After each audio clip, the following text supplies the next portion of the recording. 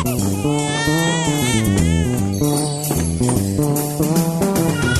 to the Parents at Work podcast, a podcast for the modern parent working in the modern world.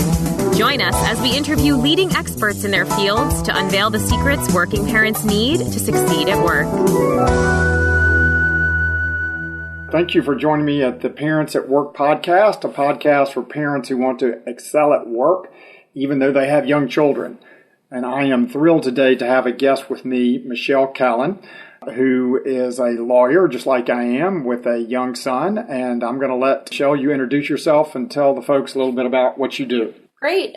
So I am a senior associate at a law firm called Paul Weiss. It's a big New York-based firm, and I'm in their DC office. I have a 3-year-old son named Gabriel. We call him Gaby. And my husband is a doctor. He is finishing a fellowship, his second fellowship, this one in surgical pathology at Hopkins. We live in DC, so he commutes over to Baltimore daily, and he's on call every 3 nights. I am an 8th-year associate at my law firm, so I work essentially 9 to 7 in the office. I rush home to put my son to bed and then log back on afterwards and work off until midnight. So our daily routine is a little bit hectic. We have a lot of balls in the air, but we're doing our best to juggle it all. Yeah, I know that. I know you guys are busy. And just for those of you who don't know, and if you're outside of the lawyer community, you have no reason to know, but Paul Weiss is a big law firm, a very high-profile law firm, and you guys work on some pretty intense cases. Isn't that right? Definitely. So we work for some of the biggest companies that folks kind of know of. So the firm represents Exxon in a number of matters, MasterCard, the NFL. So pretty much kind of the biggest companies, we represent them in their larger litigations. And I tend to serve the role of basically next up to the partner. So managing, both speaking with the clients directly and the partners, and then managing teams of associates as well. So it's a bit hectic. And then we also do a ton of pro bono work. So I write a lot of amicus briefs at the Supreme Court level or courts of appeal in big cases. I worked on a brief in the whole women's health case, the most recent Supreme Court abortion case, and just a bunch of cool pro bono opportunities. So we keep that in the mix as well. That's great. I know your son might be with you. My 4-year-old daughter, Lucy, is with me, and she just walked in to ask me what time it is. It is 11:30, Lucy. And there she goes, back to Dr. Mustafa. Yeah, no, you've got a lot of plates spinning, and I'm glad to have you on the show to share your perspective. Why don't you just tell us an overview of your parenting story and share with us any details about if you had always planned to be a parent, how has it been for you, and how did you get here to be on this show? Sure. So I think I had always wanted to be a parent. My husband said he could have gone either way initially, and now he can't believe that he said that, knowing our son. We were actually high school sweethearts, and so we dated for quite some time before we got married. We had been dating for 8 years when we got married at 24, and then we waited 5 years before we had our son. But we were still pretty on the young end for doctor lawyers to have kids. So, and kind of everything went according to plan until when I was 34 weeks pregnant, it didn't, and my water broke, and we had a preemie on our hands. So Gabriel decided to enter the world on his own terms and has since made pretty much everything on his own terms. It's made the predictability of our life a little less under our control, but it's also been really fun. I'm fortunate enough that my firm, it's not my current firm, but it was a prior firm, similar type firm, though big New York based. I was in their LA office when my son was born, and I had a very generous maternity leave. So I was out for a little over 5 months at home with my son. My husband, by contrast, was a resident, and he had no leave whatsoever. So luckily our son was in the NICU at the same hospital where my husband worked, and he stuck out to try to spend time in the NICU with our son. But it was hectic, and it still pretty much is. Our son now goes to preschool, Kensington, and he's about to move to another one near our new house. So we have preschool, and then we have a nanny who picks up and also sometimes helps in the morning. So we've been just every day taking it day by day. we were at UCLA. That's where my husband was doing residency, and our son was in the NICU there for 2 weeks. And after that, we came home, and I was on maternity leave for a little over 5 months, and then I headed back to work. We did this crazy conglomeration of 3 nannies and 2 grandmothers who would switch around schedules with me managing all of them, in addition to my job and trying to temper everyone's expectations and keep them all happy. One of the little known facts about family help is that it's helpful, especially financially. Grandmothers tend to have a lot more opinions than nannies. So true. So sometimes my husband calls family time, it's not the same thing as vacation. He calls it community service often. I found myself doing a lot of community service. I love that. It was great to see him have time with his grandparents and know them and be familiar with them. And then when he was about 15 months old, we moved out to D.C., where my husband started a 2-year fellowship at NIH, the National Institutes of Health, and I moved to my firm's D.C. office. A year after that, I moved to a new firm, and our son started preschool. We had a nanny in addition to preschool who did pickups, because one thing I didn't realize until becoming a parent was that there might be all these daycare resources, and they close at 6, which sounds reasonable. But if your daycare is near your work and you have a commute, I have to leave at 4:30 in order to be able to pick up my son, guarantee that I'm there at 6. So when both parents are working full-time jobs, it requires both paying for full-time daycare and for part-time nannies, which tend to be expensive. So we quickly discovered that good childcare in either LA or DC costs in the range of around $50,000 a year, which is challenging with student debt and mortgages. So that's kind of been our life. Our son's about to start a new preschool near our new house that we recently purchased, and we have a fabulous nanny, and we visit grandparents, but they are no longer part of the day-to-day childcare situation. So it's been doable, but by no means easy. Yeah. An observation and then a question for you. It's so funny. Like I always, both sets of grandparents for our kids are involved, which is fantastic. But I always am under the illusion that when one of them comes, when one of our grandparents comes, that we're going to get a break. And while the grandparents are certainly well-meaning, our kids seem to ratchet up to crazy to match how many hands are there. So like nobody gets a break. It's just that much more insane. Not that I don't appreciate them coming, because we certainly do. Let me ask you this: what was it like having a husband who's a doctor when you're going through that? My father is a doctor, retired now, and there was a double-edged sword when there were always medical issues, because it was helpful to have an expert, but sometimes thought he was too much of an expert about different things. What was your experience? How was it having a husband who's a doctor going through that? It's funny because I think in some ways it makes things both more worrisome and less worrisome, at least from kind of a doctor's perspective. And I know that's confusing, so I'll explain it a bit. But in terms of having a healthy son, which thankfully, and I should have said this up front, our son is perfectly healthy despite being premature. He's great. He's small, but that's probably because I'm small. And he's a bad eater, but that's normal for kids, I think. So part of having such a healthy kid is that I think a lot of times doctors, once you're healthy, they will just not look at any medical thing as significant, because their baseline for what needs medical care is so extreme. So, for example, my husband diagnoses leukemias and lymphomas for a living, and he'll come home and has made these horrific diagnoses of children our son's age. And so the fact that our son has had, and I'm totally going to embarrass him now if, he hears this podcast years down the road, but he got these warts from being in a pool, and he's had them for over a year. I keep asking if we need to take him to see a pediatric dermatologist, and my husband's like, no, he's a healthy kid, he'll be fine. Point of reference for parents who think that those weird shirts that you put kids in when they go swimming kind of look funky. I didn't put him in that because I wanted him to look cute in his swim pictures. And the result were these nasty warts that he got. Apparently they're in pools, and that's why all the good parents actually have their kids in these ugly shirts. So for those of you new parents, wear the shirt. Wear the shirt.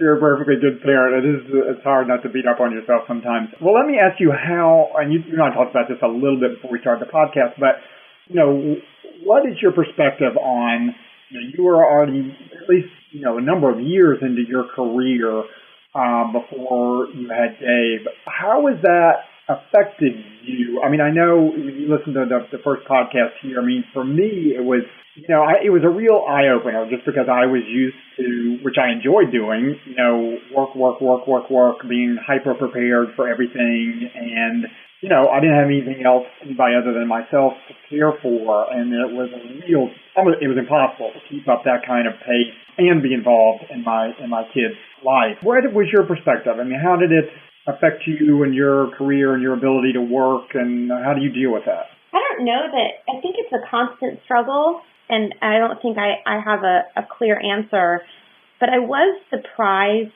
how I was still very much invested in my work despite having a kid. And I think by contrast, my husband feels a lot more torn day to day than I do. Like his heart after having a child is more at home than it is at work, although I think as his work situation improves, that changes. But I was told all along, and maybe it's because I come from such a gendered background, that the moment I had kids, I would no longer care about my career. No one ever told my husband that, by the way. But I feel just as motivated in my career. For my son, I want to be somebody that he would be proud of and he can look up to also from a career standpoint. So the balance day to day is very difficult, but I definitely still do feel very motivated to do something fun and exciting with my career.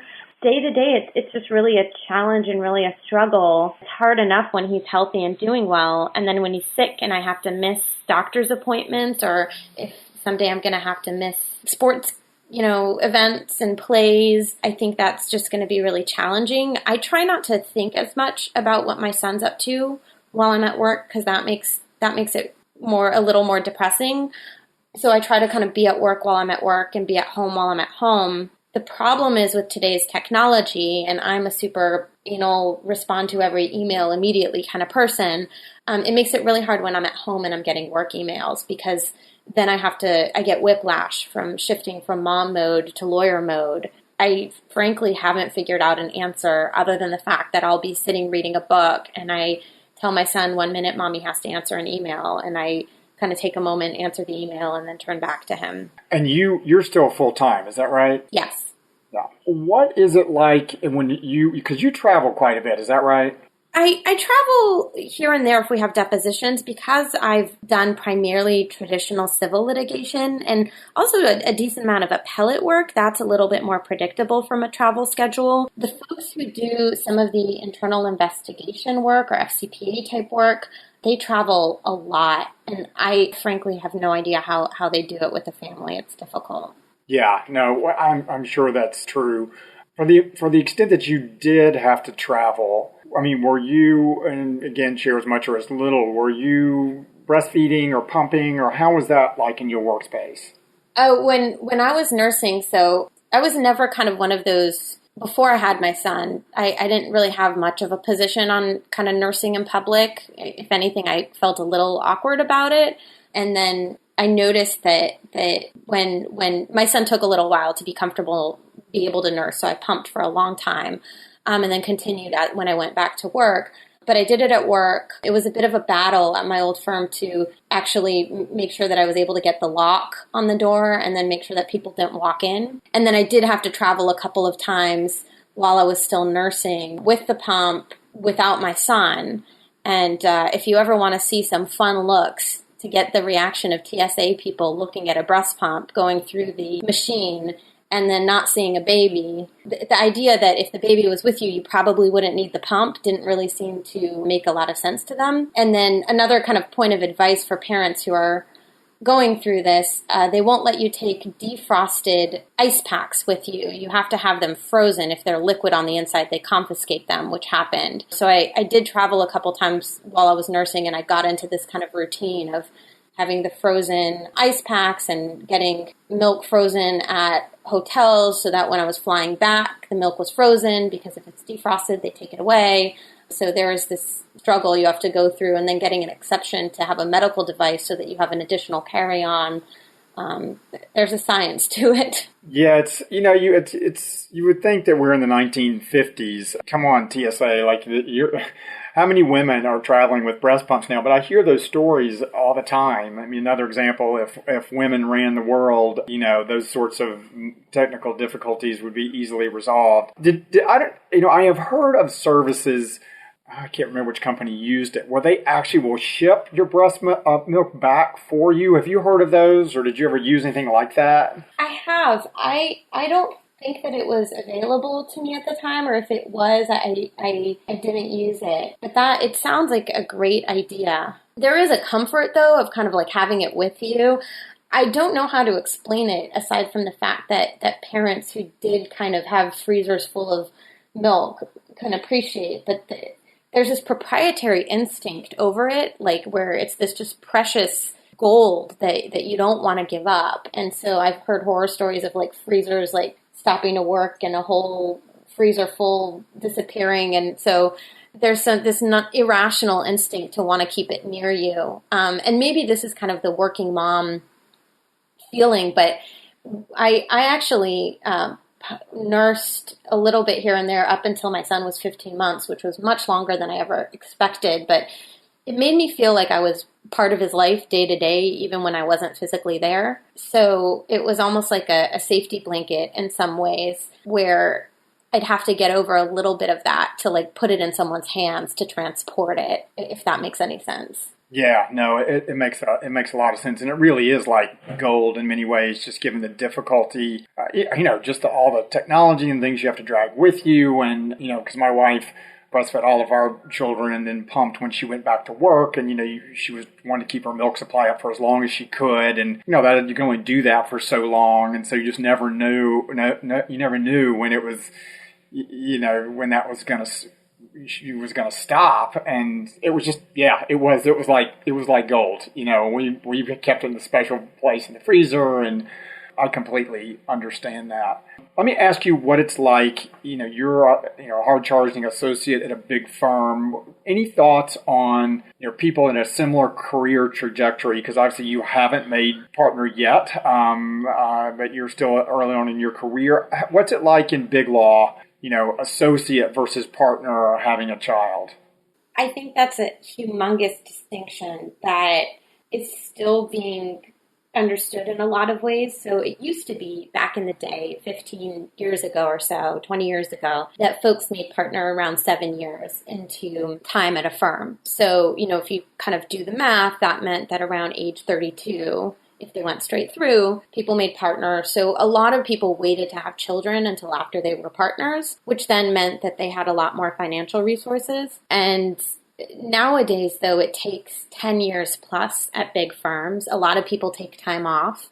So the possibility of having children and the possibility of having children while you're still on the younger side, that's just not realistic. So there are a lot more folks who are having children as associates. And while our jobs pay extremely well, given the amount of student debt people have and the fact that childcare does cost, good childcare does cost around $50,000 a year, give or take, it's very challenging. A lot of partners I've spoken with who have children are like, oh, well, let's say they go to trial. They say, oh, it's really difficult to go to trial, and I'm really busy, and I bill 300 hours a month or more.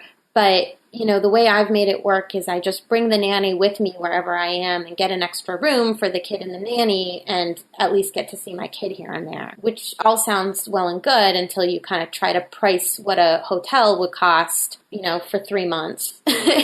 And paying for the nanny, it's just not, for us, it's not financially feasible. I think for a lot of associates who are doing it on their own, the types of things that work for partners are very different than what works for associates. And so there is this kind of divide in terms of how you make it work on an associate salary versus a partner salary. Yeah, no, as I mentioned, my wife has been in a number of big law firms, still is, and she was always interesting, and it's still largely this way. I'll be interested to get your perspective that folks who were partners at her firms usually had somebody at home, and they were still, this is obviously changing, but it's still, the partnership ranks were mostly men, still are, but certainly when we had young children, and even ones that were within our age group or maybe a little bit older, they often had the stereotypical, arrangement with the wife at home who took care of all the details. And even though, they were well-meaning, they really didn't understand really what it was like to try to get work done. Yes, maybe they had to go home and do some work, and the kids were around, but they had their wife, they had their nanny.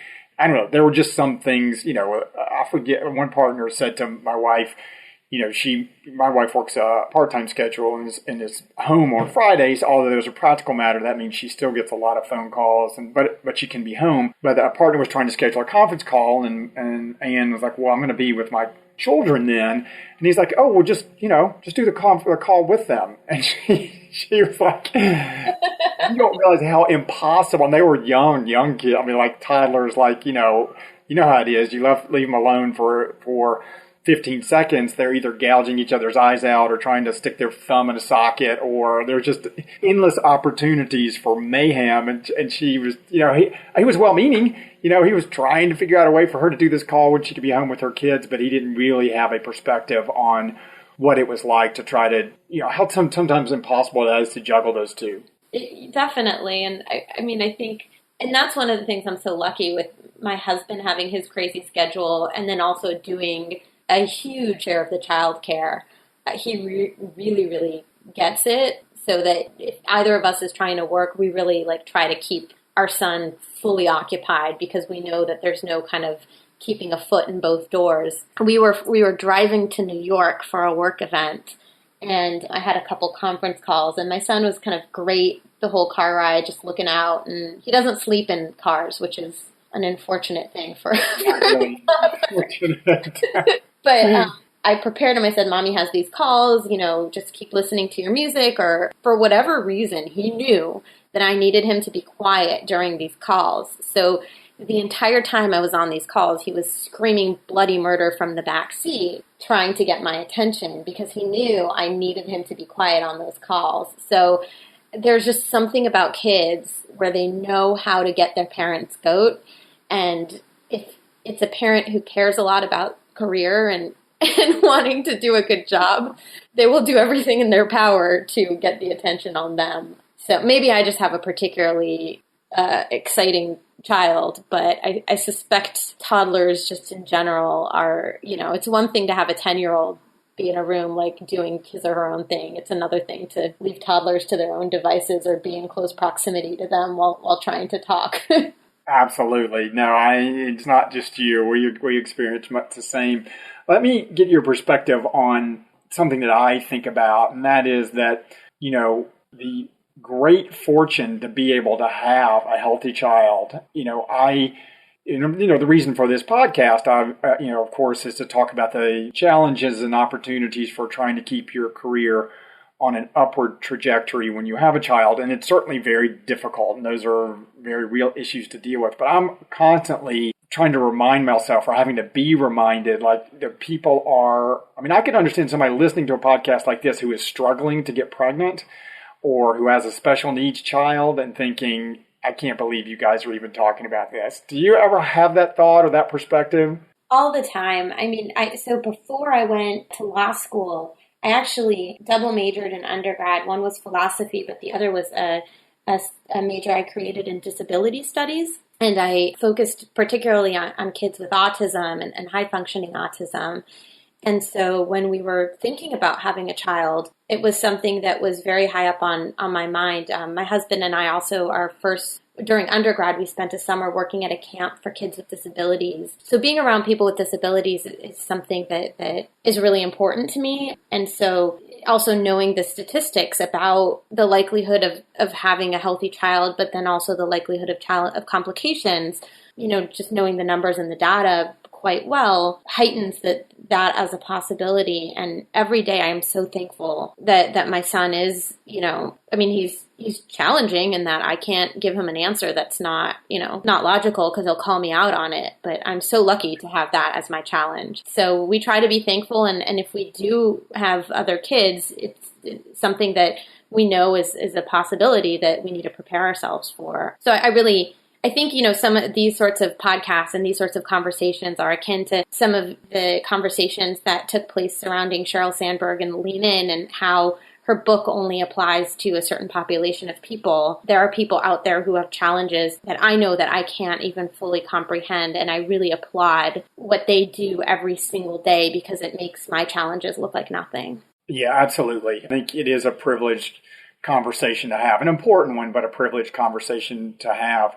Now, I know that you are heavily involved in the Women's Bar Association here in D.C., and you are doing some things around parenting with that organization. Do you want to talk some about that? Sure. I got involved with the Women's Bar Association when I moved to D.C., and I co-chaired 2 committees last year, and I'm on the board this year. And it's been just fabulous to see other working moms and working parents, but Women's Bar Associations, primarily women. And so my mom stayed home full time. My mother-in-law stayed home. I come from a community where kind of a very middle class community where pretty much all the moms stayed home.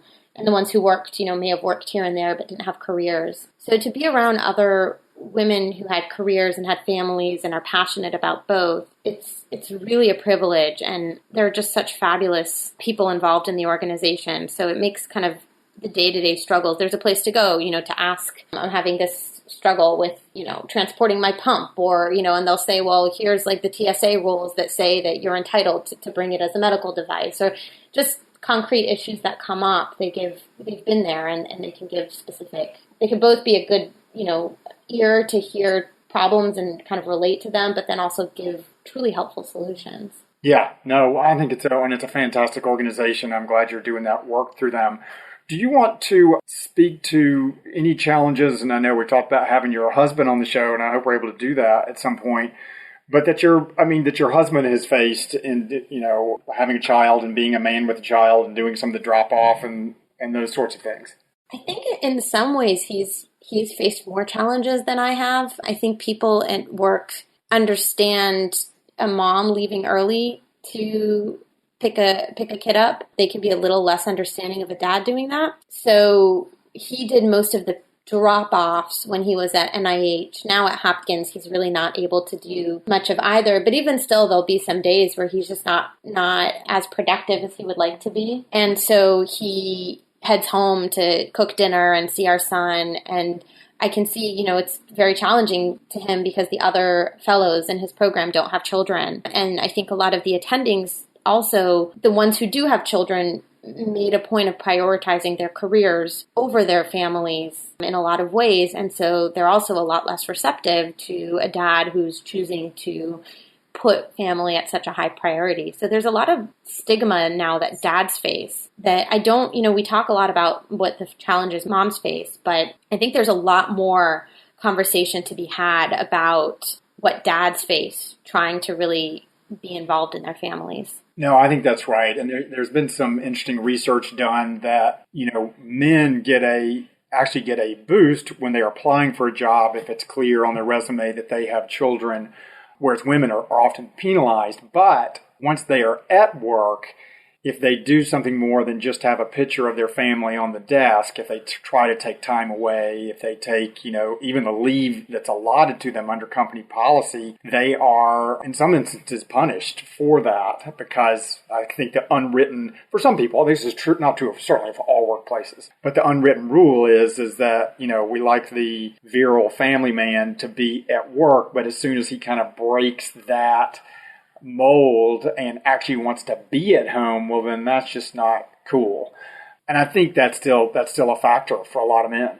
Definitely. And it's something that, well, obviously needs to change, but also people who are so focused on women's issues and resources for moms and, feminists in general, it's not possible. I mean, especially, for a heterosexual couple to be able to have a mom who has a full force career without a spouse who's contributing a lot. So even from a purely feminist standpoint, it is in feminist best interest to really help support dads, because I just don't think that this life is possible without support from both parents. And, and the more important thing is that there shouldn't really be a distinction between, if a mom or a dad wants to spend time with his or her family, the fact that the person is female or male should not impact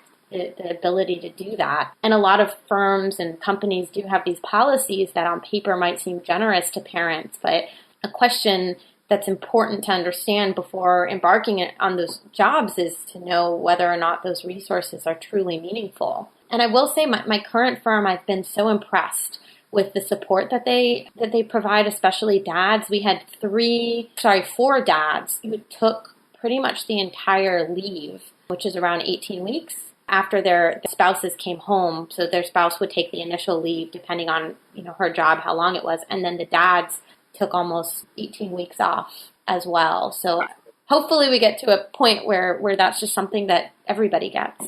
I think that's right. I think it is changing, and we do see men who are not, or at least not as reluctant to take that leave, and that's important because there have been a number of, there are articles and studies recently that men just don't, I think they self-police. Even if the leave is available, they don't feel free to take it, either because that's their own, they've internalized some of those own restrictions, or the company is giving signals that they shouldn't take the leave. But I think that's changing some, not as much as, I think there was a great hope that millennials in particular, millennial men, because they unlike my generation X and certainly the baby boomers, where there was a more entrenched expectation that the man would work. Millennials would express sympathy or support for men taking leave, but it's been interesting. There was a study recently that millennial men, once they started having children, start assuming more traditional gender roles. But I do think we're seeing some of that change, and we're seeing more men taking